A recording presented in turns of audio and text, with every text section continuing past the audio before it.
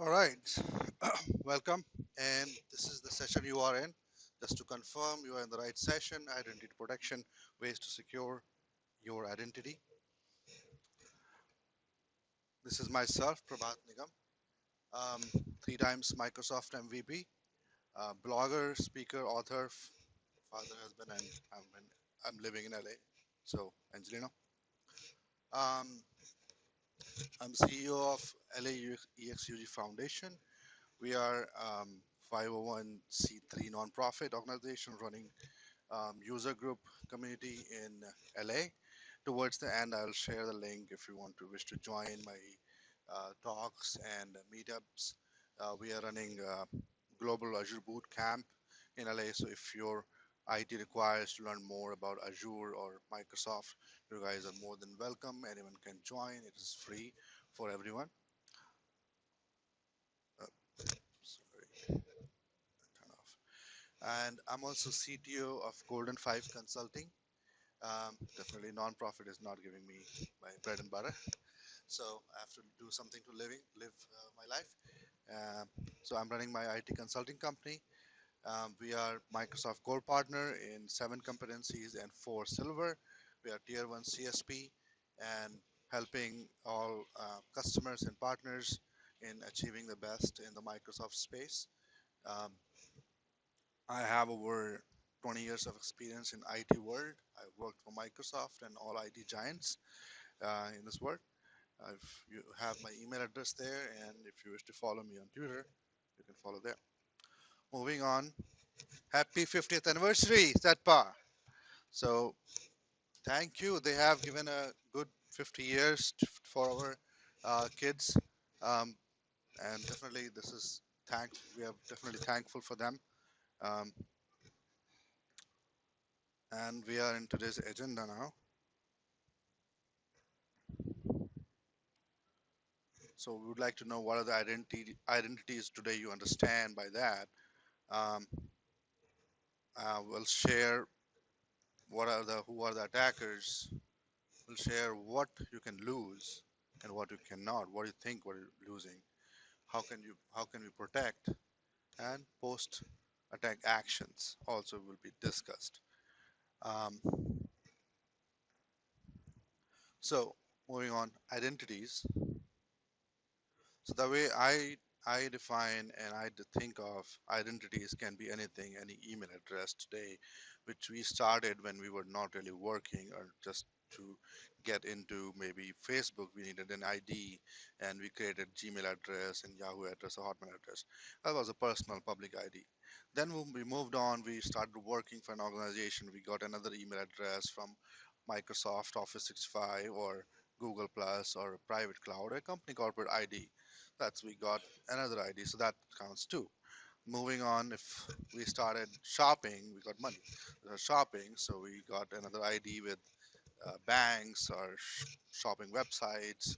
You you know you go Hugo Boss, you go Forever 21. You create another ID. You go doctor's office, they give you an identification number. You have another ID. You started driving, you got another ID. Sorry. Then you already had a school ID where you were accessing all education um, courses, so that was also there. Or you added another school or institution, maybe MBA. You started doing, you got another ID. Then you also got your ATM card, credit card, driver license, passport, um, green card, identity card, or global entry, or phone number, mobile number. We got so many identities today. So how to protect them? This is like we go everywhere, we register everywhere, we go and it gets public. So raise your hand if you have more than 10 email addresses today. But I do. Yeah, I do. I'm old school. That started when there was not much of spam. Definitely, 20 years back when I had my first ID, it was 1997, and I was going to give my first Microsoft exam. And at that time, someone else created me a Hotmail ID. That's how I started my first ID. So 10 or more ID today in today's world seems too much and makes you vulnerable to get attacked. You may be taking care of 9 IDs and you're forgetting one, and that might have messed up. So just wanted to raise that concern here. Then attackers. Who can be attackers? Anyone? Family, friends, colleagues, past customer, past vendor, current customer, current vendor, rootkit, virus, spam. So here I'm pointing, maybe you are sharing your password with your family member. Maybe they passed to somebody else by mistake. They don't know what it can cause. They are sitting in public and they're saying, "Oh, my son gave me this password, and this is the password was," and third person knows where to use it, but the person whom you shared with maybe don't know. You gave your credit card to your kid, and he goes and buys every day the milk for the family on your credit card. But tomorrow, when he really needs and wants a video game, will he think about it? Maybe not. He will just steal it. So that's how anything can be exposed. These are the attackers. Somebody who knows you, basically that's your primary attacker. You want to protect from them, and then somebody who doesn't know you. There's no way somebody who doesn't know me can reach out to me. The only way is either they know me or they are they are attacking my hosted data. My hosted data is a shopper's database like Target. They leaked the target database. My identity was there. It got leaked. That's another place. So professionals, they are who attacks, or they work. This is a job for many organizations to do full-time job as to attack such companies, such database they get. That's their full-time job. They make the money out of it. I get many attacks from Alibaba, Azure, um, and Alibaba is not responsible, but somebody is using it is. So how to come over it? That's the main challenge. To reach out to Alibaba and say, "Oh, we are not doing it." So this is what I think is somewhere we have put the data, we have shared our identity. That's why we are getting attacked. If we don't share anywhere, then we will not be attacked. The simplest way to stop getting attacked or protect your identity, don't go to internet. Stop using it. If you can do it, you're the best person today, and you will be able to enjoy it. But today's world, if you don't use internet, you are not aligning with the technology and today's world. So definitely we have to use it and come over it. So have you heard about these things? Please tell me by raising your hand if you heard about any of these. So if you have heard all those calls coming saying I'm calling from warranty department or I'm calling from computer department, those callers are not in US, but you see the US number and you feel that somebody is calling me from US, maybe New York or Los Angeles or somewhere else. So they are using one of these technology, which is Magic Jack, Vonage, Google Hangout, or Microsoft Teams, or any other provider which can give you the voice or IP free number and just need the internet so they can call you. So make yourself aware about it. That's most important. Now, there are websites, there are companies who are really worried about it. They are really working on it. So they come up with these kind of maps. So North Corp used to share a map earlier. Now they are sharing the websites who are sharing the maps. So if you go to this website, you'll find, I think, 10 companies which are sharing these kind of threat maps, which are live maps showing who who is attacking where, not exactly the person or the company, but the which from where the attack is being originated based on the IP address. So personally, I like 40nets um, map, which clearly shows who's attacking where. We are in US, and you can see we are getting maximum attack, and we are the technology originator. We originated so many technologies. Definitely, will be attacked. So we are not worried about it, but we want to protect ourselves. Going on. Okay, raise your hand if you have been part of ransomware. Me too. Attacks. Yeah. So in my case, my customer is a small doctor's office, and they expose their domain controller to public in spite of me saying no. Uh, this- they don't want to invest more money in infrastructure.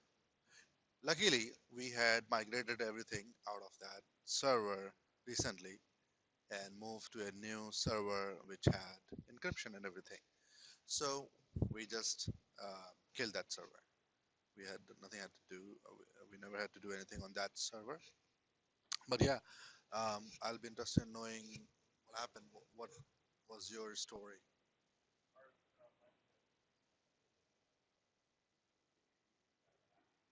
Uh-huh. Oh, yeah,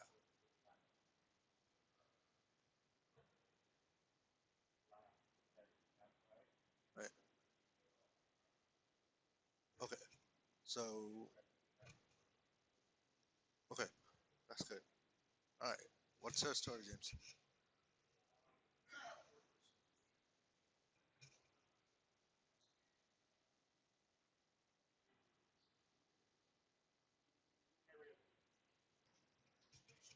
Right.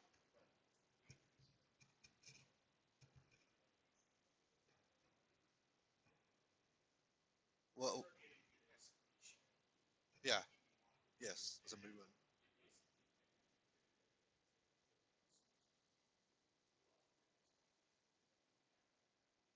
Yeah, so you had the backup, so everybody.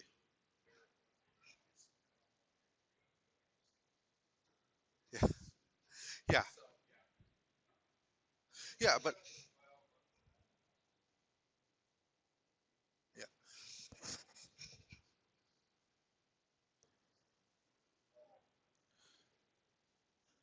So these incidents which happen push us towards thinking, why didn't we preventively took the action? We thought we'll not be getting attacked by anyone. We are not so big, or you know. So that's was our dilemma. Everybody is vulnerable because the attacker doesn't know who you are. They're just they're just bombarding. They're just attacking to anybody whom they can. They just want to capture something. They want to get some money.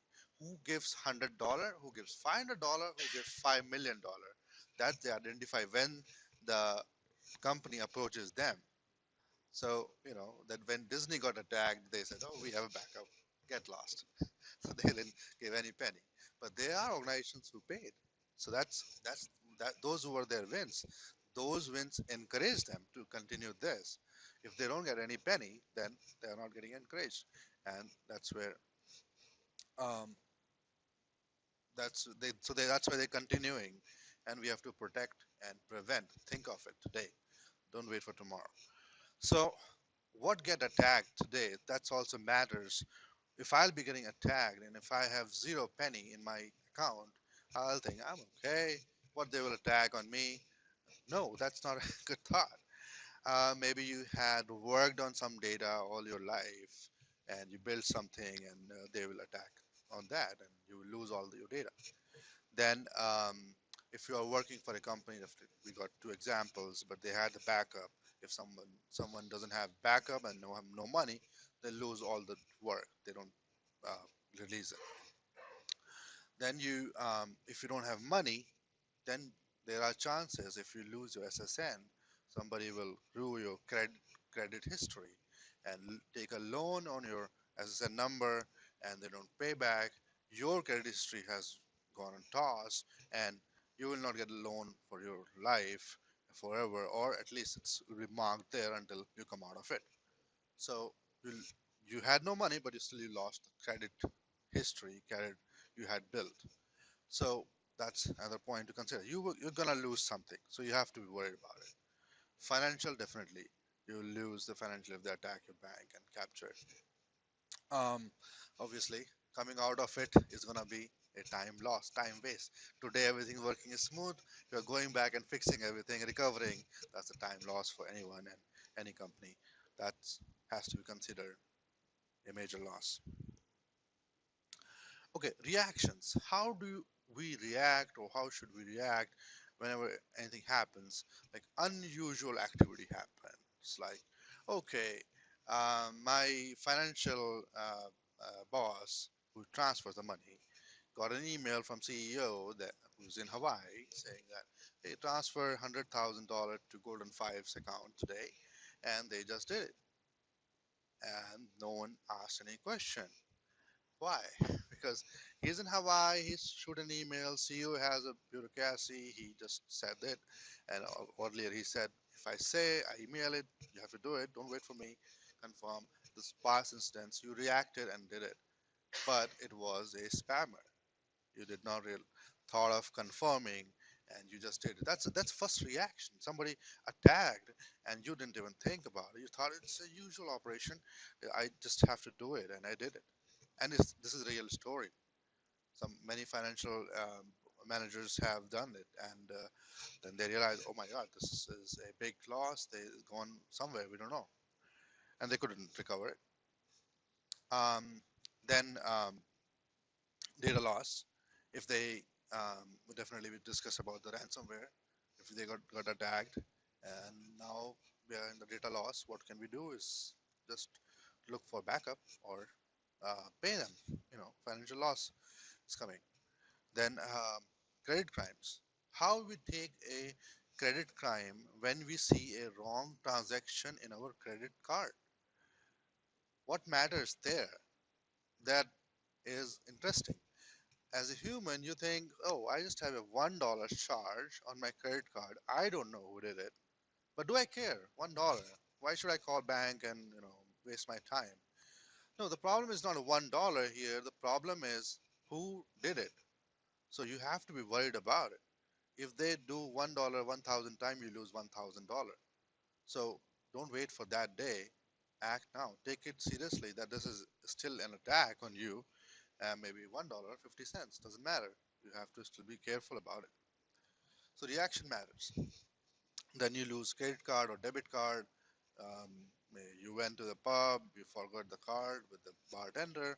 You call them back right away. You realize that you lost it. Don't worry. Don't wait for them to wake up. Don't wait for them to open the shop. Just go there. If you're nearby, go there. Wait. Don't wait for anything. It's your emergency. It's not their emergency. You have to be worried about it, not them. Password alert. I was traveling and I got a password alert on my phone that somebody wants to reset my Apple ID. I definitely said no. But what did I do after that? That matters. Change your password, yes. But is is it enough? The changing the password for Apple ID is enough. Somebody is trying to use my Apple ID. Maybe I would look for an option to change my ID itself because somebody got my ID. How? How come somebody got my ID? That's what my worry is. Not just the password. Password is easy. I can reset. ID is tough to reset. Somebody got my ID is a big thing for me. If I have not exposed anywhere, how come this guy got my ID?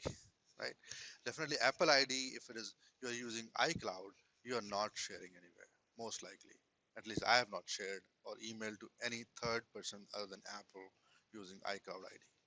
So my concern is that. So other alerts, how do you react on them? It matters. It's the protection. You are reacting right way, you are protecting yourself. You're not reacting right way, you are not protecting yourself. You're getting exposed and you are already attacked.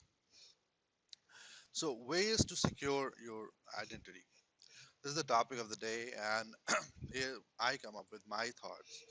Self awareness, that's most important. Self awareness, you have to be aware what can be an attack, what is okay. Self precautions, take the precaution wherever necessary. Don't type the password when sitting in the conference, in a class, or in a public train, subway, in a bar. Um, think of um, think of having a protected layer if that can help. And some protected layer comes which can dark your phone, so only you can see right. If I'm on the angle, I cannot see what are you doing. Same way it comes for the laptops. Use that. That will be more protective. Think about it. Somebody is sitting next to you. I don't type it. I'll wait for it. Half an hour, 5 minutes, 10 minutes, 1 hour, 2 hours. You can wait. Nothing changes. But if you lose a password, you lose the identity. It may not happen right away. You may see it after a week. But don't share. Don't just be precautious and worried about. Again, don't share the identities where it's not required. Let's say you go to Marriott front desk and they say, okay, there's a field to fill that SSN number. Don't just go and fill it. Just ask them why. Why need it? Okay. Common. Those were general awareness without thinking anything. Now the common, when you're more like ID savvy, I think that's where I think rather than you use a typing password, prefer if you have an option, go for biometric authentication. On this laptop, I use my Face ID. On my phone, I use Face ID. I don't type finger ID anymore. Finger password, I used to use 10 years back when I was working in IBM. That's when IBM gave me a finger scanned authentication providing laptop. So finger ID is old. How how companies are still saying that, oh, finger authentication is coming in there and that. I'm like, that's too old. Talk something new. I'm looking for DNA based login. Take my blood, log in me. That's what I want. Right. So the point here is authentication will change, and will feel better because I'm not typing it, so no one can see my password today. Tomorrow, I will do the DNA based login, and you will not be able to come close. But if somebody still have to hack it, they can still find a way. They can still get some DNA from somewhere and hack it. So we have to be more protective. Then save the password. Where do you save the password? On your desk, or on your Excel file, or the network share, or you have it in your hand. You write the password every morning in the hand before leaving home, and you go office and you type looking at the hand, or in a small diary you have every time. You keep it here next to heart. So think about that. Where you want to keep the password? Keep password in a software, which is again a password lock. So remember one password, keep all the password in that safe. Um, if you lose the database, backup of it. So you have another copy of it.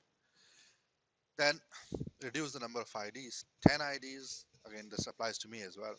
So 10 IDs is a lot. We have to think about it. So now, wherever it's possible, I try to give my official ID. It doesn't matter. It's my personal email coming. I'm bifurcating it. But as far as I am keeping one safe ID, not not causing a problem, I'm not fulfilling my mailbox. Let's also consider that if you're using corporate ID for everything, your travel booking and everything. So it's just a communication method, but don't fill it with your personal data and ask corporates to add more mailbox space. That's not good. But try to keep one personal, one official ID. Don't go more because that you can manage. That one person can manage easily. You want to enjoy life, right? Don't want to keep managing your identities. Then again, I already explained, don't type password in public. Um, Again, reach out to the security team, your credit card support desk, or whoever you think is a security who can fix or protect you right away. Don't wait for them to wake up. Um, Again, the last point is very important, which I have observed all this while in US. Go to any doctor, office, and you have an option to write social security number. I never understand why do they need it. I've always asked them, and they have always replied, "Oh, it's optional. If you want to share, we would like to keep it." Like, I don't want to share. I never give it. All right. So that's one of the place which you have to think about. Why do they need my social security? Do they want to run a credit check on me?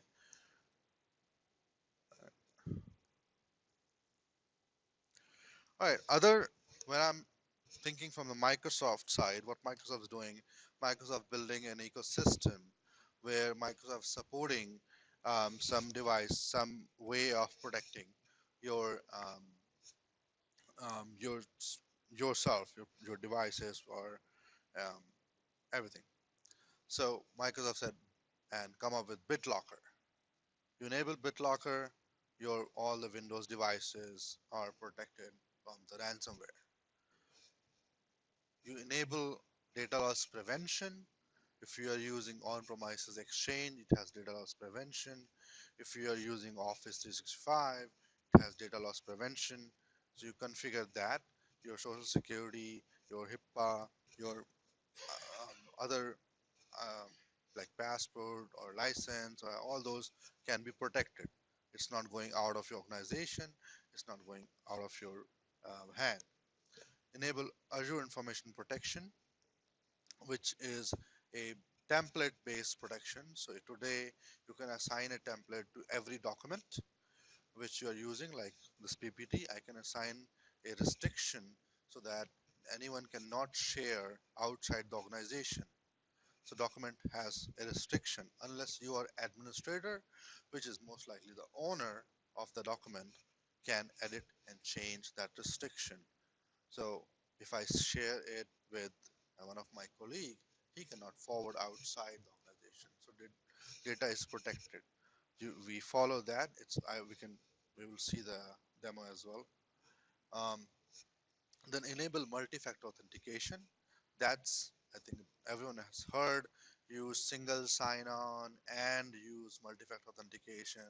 So single sign-on allows you use one identity. Once you're logged in, you're logged in. You don't have to type the password again and again. And then on top of it, you add multi-factor authentication. That's second form of authentication, which gives you prompt on your phone, and you are much safer that way. If you may lose your typed password but may not lose the device. But if you lose both, there are chances. So then you report to the right person. Um, then you use self-service password reset. That's another thing which we have not thought about it or not given enough um, thought on it, because self-signed password reset is required. You go and you reset your password. Many organizations still have the help desk. You call help desk, hello 123, I want to change my password. I am Prabhat Nigam. And they will say, okay, sir, we have changed your password. Your new password is welcome at 123. And they said it over the phone without asking where I'm standing. I'm standing in a bar. I'm standing in a railway station. I'm in the plane. They just said it. My, I was in speaker. I was not in speaker. My voice, his or her voice was audible to others or not, they don't know. They just said it. First of all, where I am, it's vulnerable. Everyone heard it. Okay. Or maybe 1 or 2% heard it who were seriously listening my talk. They made it vulnerable. Second, where they are sitting, other colleagues of theirs, they were listening and they also know it. So now at least we know two people know my password, myself and who reset it. Can I So that's where I think if you enable self-services, password reset will be protecting as well. You don't need a help desk to do that. Then use enable privileged identity management. In Office 365, they have come up with privileged identity management where you don't need a global administrator anymore. You enable it, and when someone need to get the access, they can take an access for 4 hours, 2 hours, 3 hours, and after 2 3 hours, the access will be gone. So at this point of time, I am not a global admin of my Office 365. I don't have access. I'm a normal user. If you get my password and log into my Office 65, you cannot do anything unless you get the privileged identity management access and add yourself back to global admin and do it. So privileged identity management. Then Azure AD identity protection. Azure AD identity protection provides you risky users that tells you which user ID is a risky ID, where the user is using is from a wrong location or something. You have to go and see, identify the user. I will probably demo that as well. Then Microsoft is also adding more values towards the compliance and security. That's why they're providing secure score to tell you that your score is 200 out of 700. So you are not really secure. You have to come up with all these security resolutions which can protect your Office 365 and all the data inside that. So it's protecting the identity. There's one more place in Office 5 is a compliance, which is which is making your organization compliance for ISO and other certification levels. So you can also take a look there because those are some standards, right? So like password has to be complex mode configured. That's one of the standard listed in one of the ISO certification. If you don't follow that, you cannot be ISO. So compliance is there. Then Azure Security Center is there. So that Azure Security Center pushes the threat protection to your Windows machines and protect that. Also adds more compliance policies which can protect your data systems. All right. If anyone was still taking the picture, it's okay. We can move to the demo of the privilege identity management. And then we'll start with privilege identity management. Then we'll move to Azure AD identity protection. Then we'll see the Azure information protection. Why I put privilege identity first is because we can. I need to get the permissions. So I go to portal.azure.com and I had already logged in here.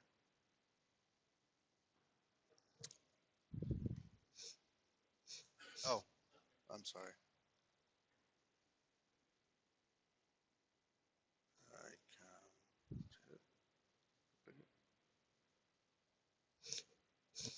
Okay, sorry about it.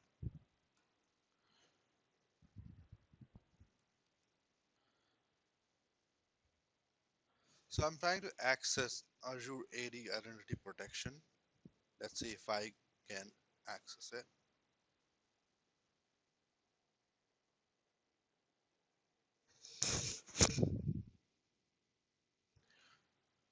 Now this is important. I'm expecting that I will not get the access. I should get a access denied. But let's see because I didn't log out. Maybe.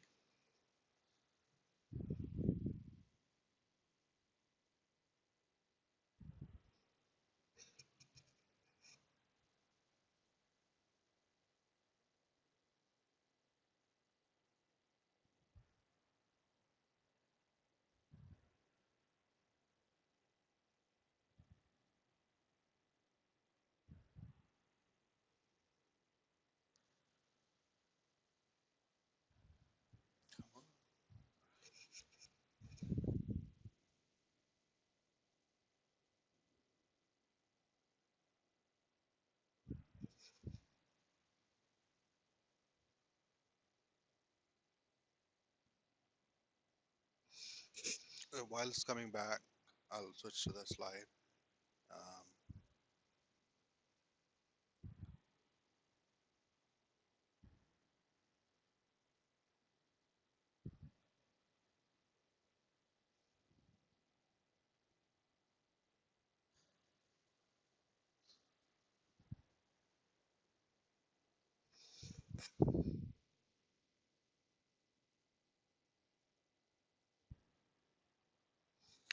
so this is our next slide. So we are also exhibitors, and this is our booth number 911. So um, whenever you are coming to our exhibits, come over and tell us your emergency, and we would like to um, share the knowledge what we get. So our vision is also knowledge is for sharing, pass it on. So we whatever we learn, we share. So we'll help you, show you any demo or anything where you want some help. We'll explain you or guide you how to implement that as well. This was most likely the last slide, and other slide is about my groups.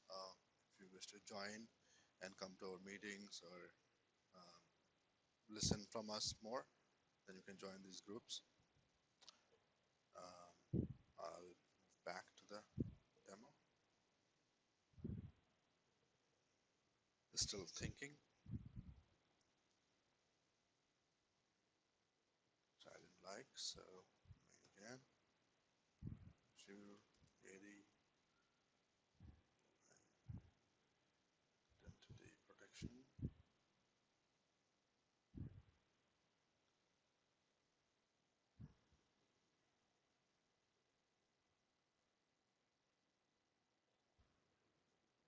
Meanwhile, I'm open for questions. If you have any question, feel free.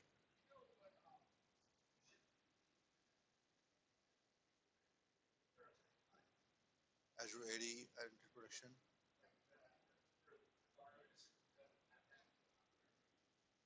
Yeah, you will have to use Azure 80 Premium one. So that's so they're one and two. The Azure 80 Premium is only one and two. So I think you will get the identity protection access through one. Again, this is one of the feature. So you need that to enable this particular feature.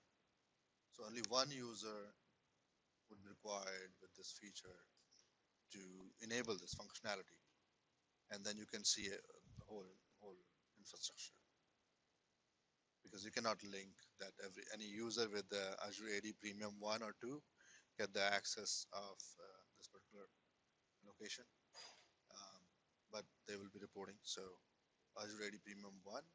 What I'm going for is privileged identity management. That requires Azure AD Premium 2. That's so I'll go back to. I'm assuming it's not working. It's not there. Let me sign out one more time and see that.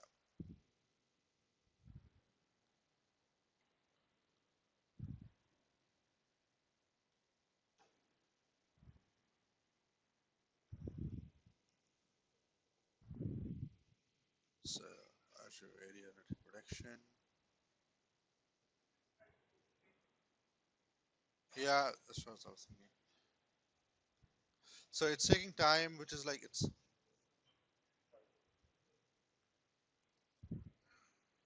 Um, so I'll. Yeah, it'll take a little bit. I think it'll take a little bit and give us an error there, but I think we should go back to what I wanted to show you. Is I'm going to the privilege identity management, and I've logged in. I'm going to check my role. It's loading, and it's saying global administrator not active. If you see in the middle, it says not active. This is what's showing. I have a role, but I'm not active as a global administrator. So now I go and activate it, and I'm using a custom duration for 4 hours. I can reduce it. There's no limit. I can add it. There's no limit. I have to add a reason why I want it. So I said demo, and I said active. Now it's activating my global administrator rollback. So it says it has activated it. So ideally I would like to log out and log in back to really see the change. That's what you might have already observed when you log off and log on from a particular role on a server. So now if I go to Azure AD identity protection,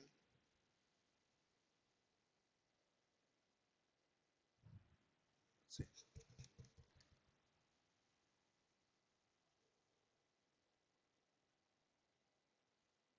while it's coming up, I'll show what I was talking about, Azure information protection.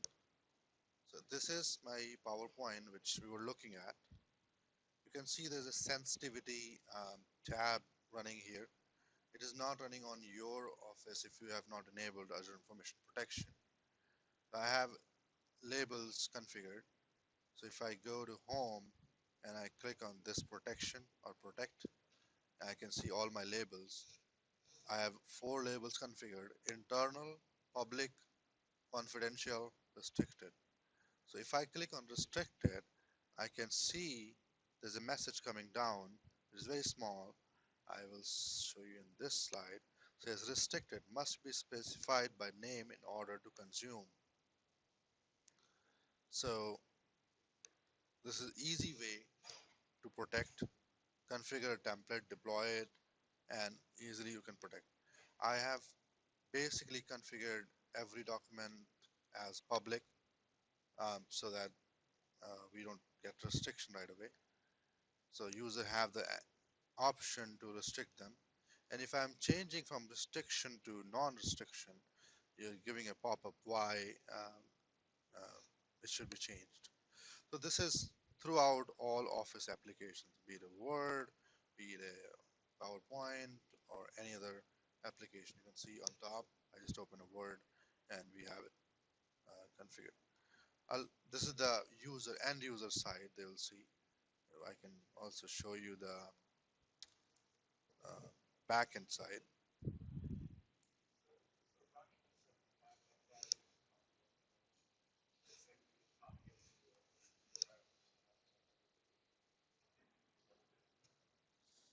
If it's confidential, you cannot share it. They should not be able to open it unless it's shared with you.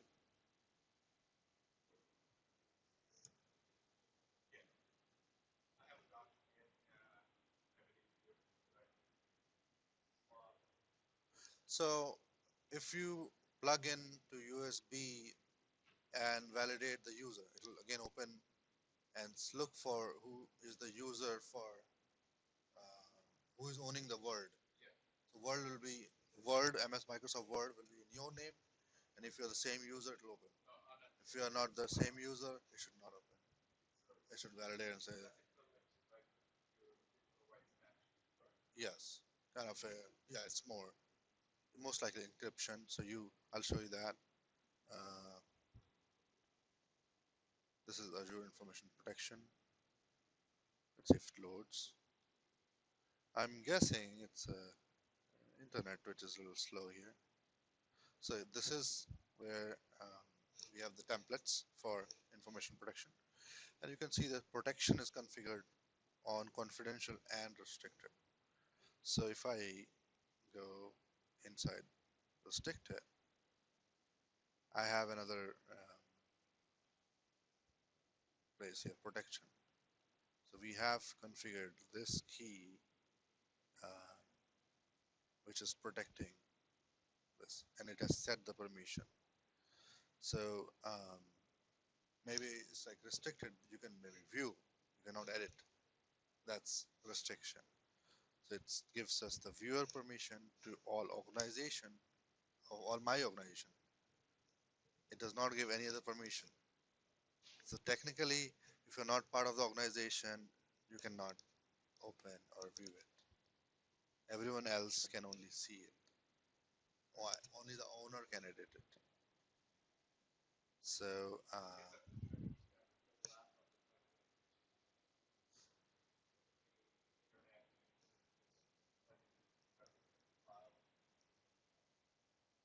you, I mean, so I'll show you one more thing.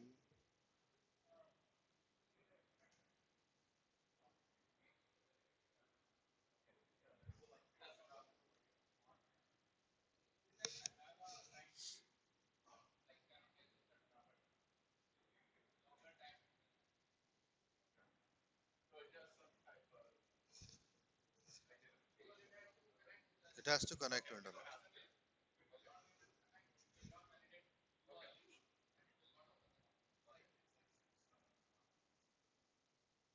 Yeah.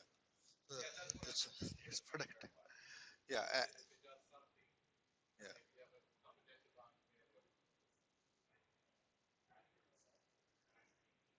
Yeah. Azure. Azure.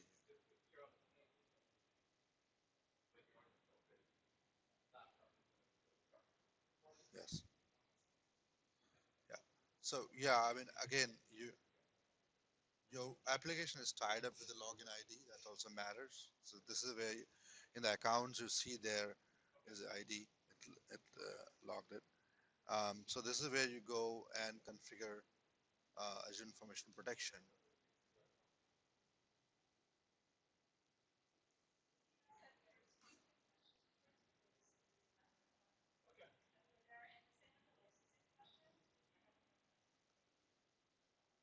S-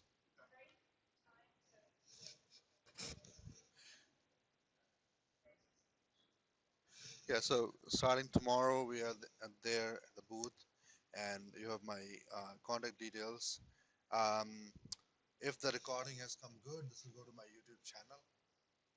So look for YouTube channel with LAEXUG. So you will have everything there.